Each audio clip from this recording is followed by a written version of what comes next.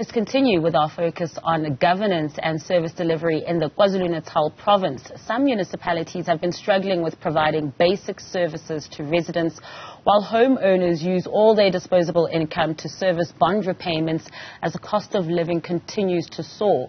Westville Ratepayers Association chairperson Asad Gaffar joins us for more. Asad, thank you so much for your time. Now, the list of service delivery issues ratepayers have voiced despair over is unending. Do you still believe that withholding rates is the best route to take, considering the court's decision a few weeks ago? Ultimately, it's going to have to come down to that. Obviously, we've learned from our previous experience. We are a lot wiser now. We know exactly what are the challenges and the hurdles that we need to pass.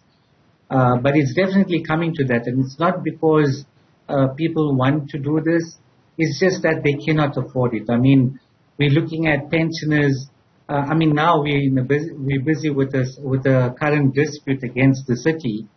Pensioners that we're paying around 1,000, 1,700, they're receiving bills around 6,000, 7,000, and considering that the pension that they receive is just around 3,000 rand a month, there's no ways that they can afford to pay these bills. And the city is basically the resolution that they're taking, or the way out for these individuals. They are asking them to come in and sign a credit agreement. And signing a credit agreement means that they must pay their current utility bill plus whatever this amount that's in dispute. There is no ways that they can afford it. We've been trying to talk to the city for a long time now, trying to explain to them that all of what they are doing is not in the best interest of the ratepayers. And we have been diligently paying month on month. And this can't continue. And when you look at the wasteful expenditure from the city, that hasn't stopped. So we still continue. I mean, they took a decision now recently to bring back the employment of meter readers. And the argument then is, why haven't they taken them under direct employment under the city? Why did they have to issue this as a contract? And the only reason that they issued it as a contract is that somebody is there to make money. And we're saying that cannot continue. If you could just explain to us as a resident, you gave an anecdote now of a pensioner and how this is affecting them too. When you're looking at that wasteful expenditure and then how it's actually also affecting the residents there in KwaZulu-Natal, how does one feel? People are not happy. I have to tell you, everyone is up in arms. Initially, people would get these utility bills, they'll complain to themselves, they'll complain to their neighbors, and they will just carry on, pay it and continue. I mean, even now with this current dispute, there are a lot of people who are still afraid of the city. And all they've done is, the city is aware that a lot of people receive bonuses. The timing was perfect. And most people they know are afraid of the city, either of a disconnection of water or disconnection of electricity. A lot of people have phoned us and asked us, what should we do? We've advised them that they need to dispute. But a lot of these individuals, they said, hey, you know what, we're too scared to get disconnected from electricity. We're too disconnected of losing our homes and etc. And they've gone and made that payment. But a lot of the people, majority of the people are now encouraged by us, where we are standing against the city and we're saying, we cannot put up with this. We've written to the city.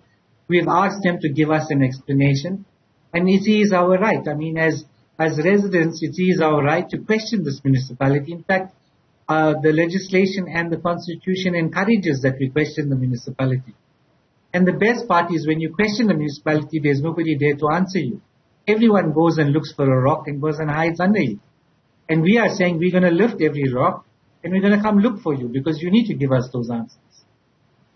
You mentioned that the city is taking advantage allegedly of the fact that some people may have received bonuses. And when we think about South Africa and our unemployment rates, the majority of people don't even have jobs, let alone the opportunity to get a bonus at this time of the year. And Salga too has acknowledged that the cost of living is rising. Do you feel that the Metro is not taking this into consideration at all as it continues with its wasteful expenditure? You know, you mentioned also contractors and subcontractors as opposed to directly employing people and saving costs. It's actually not my opinion. It's a fact. I mean, when we started off this campaign, as the Ratepayers Association, part of our campaign was not just to fight for ratepayers. We were actually fighting, and we still continue to fight, for those impoverished communities. The city was, they were too happy that there was no one complaining about areas, I'm talking about previously disadvantaged areas, that were not receiving water for the last 3, maybe even 5 years. And because no one was making a noise, they just simply turned a blind eye. When we started to highlight and we named the areas in particular to the city, how is it possible that in 2023, there's communities that are living outside of us, outside within the city or within the boundaries of eThekwini, and they are not receiving water? And all the city is happy to do is send out tankers there, and again, it's because of contracts. And those tankers are infrequent. They go there sometimes they don't go. The go-goers and the mamas have to carry 25 liters of water in a bucket for kilometers to take back home. We're saying this is ridiculous. It's unconstitutional. We raised a big story about it. And then only the mayor decided to go around the city and meet with these communities, and he's promised them a whole lot of things, but nothing has been done. To date, nothing has been done. The city is in a crisis, and when we spoke to him and we asked him about this, he says, no, it's a challenge. We're saying it's not a challenge, it's a crisis that people do not have water. So again, whilst we're talking, and I'm glad that you raised the point, we as the ratepayers, we understand that we need to fund the city in order for the city to function. But we're not demanding services only for those who pay.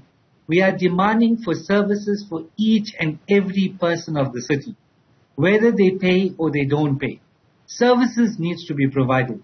When we go into these areas and we go and have a look and we see for ourselves, there is no services that are being rendered, and it's unacceptable. We are not prepared to do this.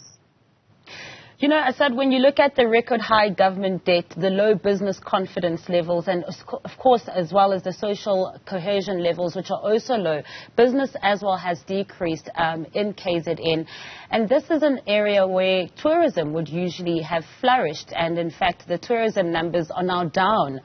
Do you think the city and the province, for that matter, are at all concerned? Because this is a sure revenue stream which is being diminished. I can tell you that the people that they've employed, I mean, we've got a department funded by the municipality called Tourism Durban. I honestly don't know what they do, because surely they're not doing a good job. 40% of occupancy has been down in this period for tourism, so which means hotel occupancy has been down. It's been down the previous year, it was down in June. And everyone knows that, when it comes to June, July holidays, Durban is the preferred destination because it's still warm in Durban, and a lot of people would still like to come and, holiday in Durban. But because of all of these issues, people are now avoiding Durban. They're choosing other destinations. And yes, it is most definitely affecting the city. It's affecting the economy. It's affecting businesses. I drove on the beachfront on the weekend. I can tell you I've never ever seen it so quiet. There's just nobody. People are not coming here. And you ask the question, are they concerned? In the heart of heart, in my heart, honestly, I don't think they're concerned. They're more happy to party in New York. I mean, the mayor's been in New York, the city manager's been in New York. They're partying overseas, and then they're not really concerned about their city. I can tell you that much. Asad, 40% occupancy down. I mean, these are startling figures considering how beautiful and what an attractive tourist destination KZN is, and particularly Durban at this time of the year. What do you think the solutions are going to be, and do you fear that there could be punitive measures to you withholding your rates? Look, I mean, at the end of the day, without a doubt, we can tell you that this administration is not serious about running the city. Or if they are serious, they clearly don't know what needs to be done. And we are happy to provide those solutions to the city. In fact, a lot of the solutions that we put onto the table, they did listen to us, although they've taken it and they've, adapted it to their way of how they want to function and operate the city. Clearly, there needs to be a change of administration. I have to tell you that much. And yes, in terms of punitive measures, that will always be the case. I mean, our members of the Ratepayers Association, they are at a point now where, they've had enough. If you want to, whatever measure you want to take against us, take it against us. I mean, think about this, and you guys are in the media. Most communities across the city are frustrated about service delivery. A lot of them take to the street and they block roads and burn tires. This is happening more often. We see it happening here in Durban. A lot of the informal settlements, they've been promised water and sanitation, and that doesn't happen. And the very next day, they go and close off the main arterial roads. They burn tires. So people are frustrated. And at the end of the day, we've demonstrated in terms of the last protest action that we've had. People were prepared. I mean, if you want to disconnect our lights, disconnect our lights. You want to disconnect our water, disconnect our water. But we are prepared to stand up against the city in order to make change, and that's what they're prepared to do. Well, thank you so much for your time and good luck to you. That was Westville Ratepayers Association Chairperson Asad Gaffar.